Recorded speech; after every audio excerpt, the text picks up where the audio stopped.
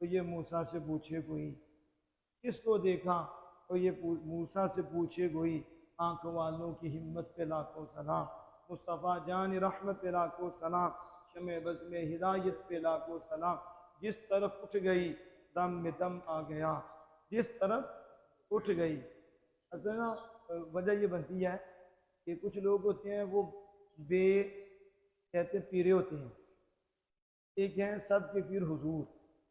ایک ہے خاص مرشد جو ان سے تعلق نہیں نہ رکھتا، انہیں یہ چیز سمجھ نہیں آتی، یا پھر علماء کرام کے بعد نہیں بیٹھتا، اسے یہ نہیں پتہ ہوتا کہ یار کی نظر کا کمال کیا ہوتا ہے۔ اور پھر ایک نظر ہے، ایک نظر کی توجہ ہے، حضور کی نگاہ جیسی نگاہ بھی کوئی نہیں، اور حضور کی آنکھ مبارک جیسی آنکھ بھی کوئی نہیں۔ تو جب مرشد کی نظر پڑتی ہے تو مرید وجد میں آ جاتا ہے۔ اور مجھے یاد ہے کہ خواجہ قطب الدین بختیار کاکی رحمہ اللہ تعالی، خواجہ معین الدین چشتی اجمیری رحمہ اللہ تعالی علیہ کے خلیفہ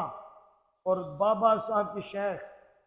اور پتہ ہے کیا کہا؟ حضور غوث اعظم رضی اللہ تعالیٰ کی بارگاہ میں، سنو آپ کہتی ہیں مفہوم بتا رہا ہوں، یا غوث اعظم یک نگاہ گاہے گاہے، کیا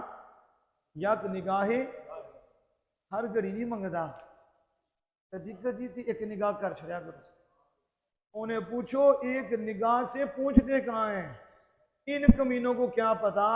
کہ اس نگاہ میں ہوتا کیا ہے؟ اس نگاہ میں خدا کا نور ہوتا ہے، تو جب وہ نور دل پہ پڑتا ہے نا تو بندہ عرش پہ پہنچ جاتا ہے، دل کی تختی روشن کر دیتا ہے۔ اعلیٰ حضرت ایسے نہیں بول رہے کہ جتنے بھی نگاہیں کرنے والے ہیں اور ان کی نگاہوں سے دل چمکنے والے ہیں اور یہ چمکا رہے ہیں، پیچھے سب کو چمکانے والے آمنہ کے لال ہیں، اور ہر ایک پہ نگاہ مصطفیٰ ہے، اور حضور پہ خدا کی نگاہ، اس لیے حضور کی نگاہ جیسی کوئی نگاہ ہی نہیں۔